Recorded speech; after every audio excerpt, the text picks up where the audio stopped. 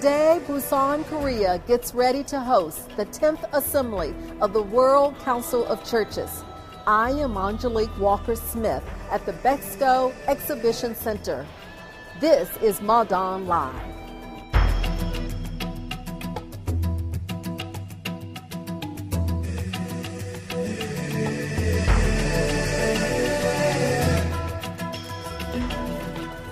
In our show today, we look at the 4 pre-assemblies that traditionally lead into the assembly. We look forward to the assembly that starts today. We find out what the protests outside the convention center were all about. And we show you how a small village is being built in preparation for the assembly. We also have an interview with Bishop Walter Altman, the WCC moderator.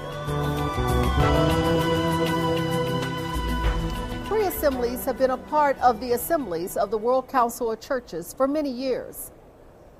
At the pre-assemblies, interest groups discuss issues that they want to put on the agenda at the assembly. This year's pre-assemblies included women and men, youth, indigenous peoples, and people with disabilities. They will continue their discussions throughout the 11 days of the assembly. On the first day, delegates will gather to officially open the 10th World Assembly. The opening will start with morning prayer and will be followed by the opening plenary.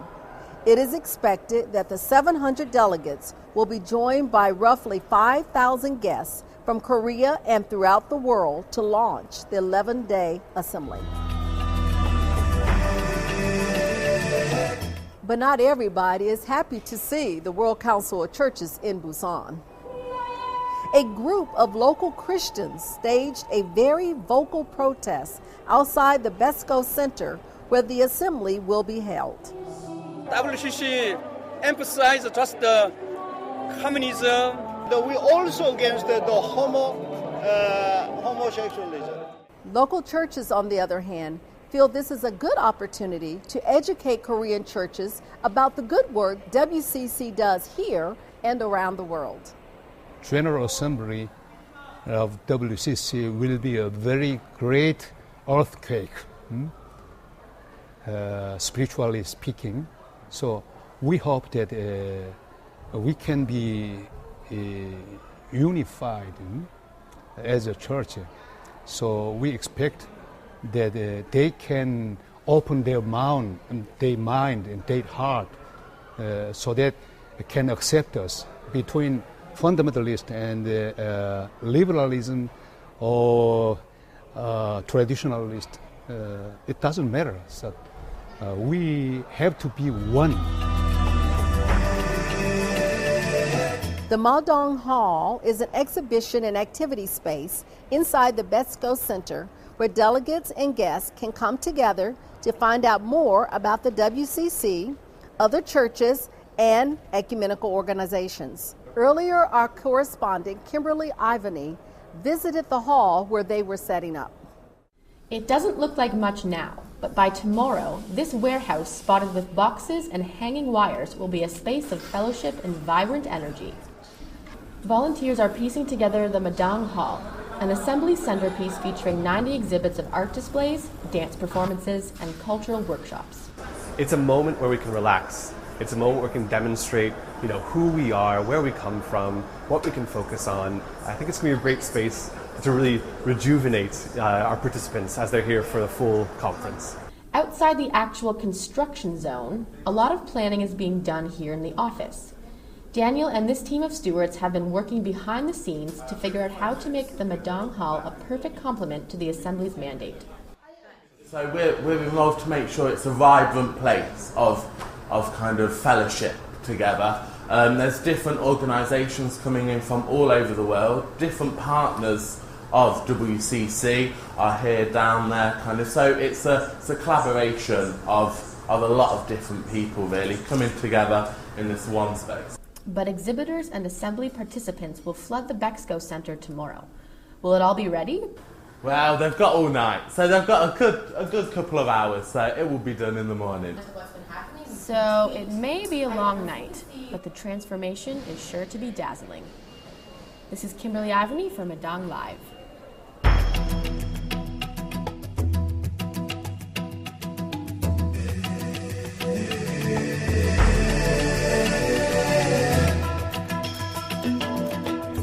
In this section of the program, we go deeper and learn more about the human stories. Our correspondent, Anam Gill, tells us about the amazing work that went into putting the assembly together with our Korean church friends and their committee. Busan, South Korea, church volunteers are packing welcome bags for the delegates of World Council of Churches. It is customary for Koreans to welcome guests to their country with gifts, and this is no exception. They are packing the gift items for overseas participants for 3,000, for Korean participants 7,000, total 10,000 people. The total 50 volunteers who belong to this church, they are working now. But it is not only in Busan where Koreans are preparing. In South, the Yoroful Gospel Church is giving 100% in preparation for the assembly. They are the largest church in the world with 600,000 members. According to Pastor Lee Young-hoon, it is important for them to be involved in the assembly. During the WC General Council, we learn many things from around the world. So also, we have only 130 years of history, but you have the long history in your tradition. So we learn many things from your tradition and your churches.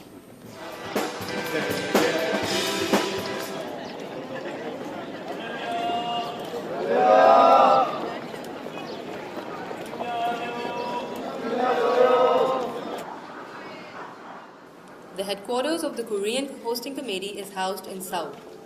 From here, they coordinate all the arrangements for the assembly. They have to arrange housing for the delegates, food, transport, and make sure everything runs smoothly during the assembly. 네, 2009년 8월 30일 4년 전 WC 제10차 부산 총회가 대한민국 부산으로 정해진 이후 그 본격적으로 사목을 차려서 치열하게 준비한 2년, 이제 일주일 남았습니다. And now even that week has run out. After hard work and many hours, all that is left now is to welcome the delegates to Busan. 환영합니다. 웰컴.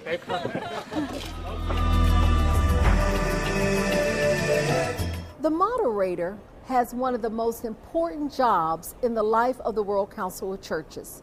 The moderator's job is to facilitate deliberations and decisions in the Central Committee as well as the Assembly.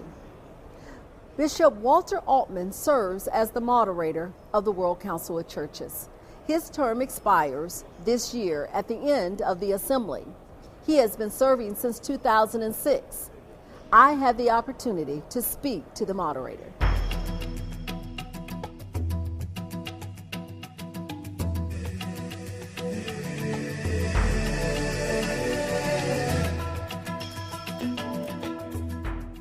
So, moderator, it's wonderful to have this opportunity to talk with you. Tell us a little bit about the past 7 years, I think it's been, that you have been serving. Well, a pleasure, Angelique, and those 7 years have been extremely significant for me personally. Already as a teenager, I had, within the Lutheran Church, but its relations are very deep, intense, ecumenical commitment, and this actually was throughout my life in various positions. So it has been a real great honor and privilege to serve the WCC in that position these years. So I come to Busan, to this assembly, with a deep feeling of gratitude for God having given me this opportunity, and together with so many brothers and sisters, being able to serve the WCC and the churches which are member of the WCC. So what have been your highest points? Where do you think the greatest impact has come under your leadership? Well, I think we faced a number of difficulties in this period. With the religious scenery has changed quite a bit in today's world. We can register the growth of churches, many of them not being members of the WCC. I acknowledge that with gratitude on one side. On the other side, the scenery has become more and more fragmented, and actually many times churches competing with each other. And I think that is very much against what our Lord Jesus wanted.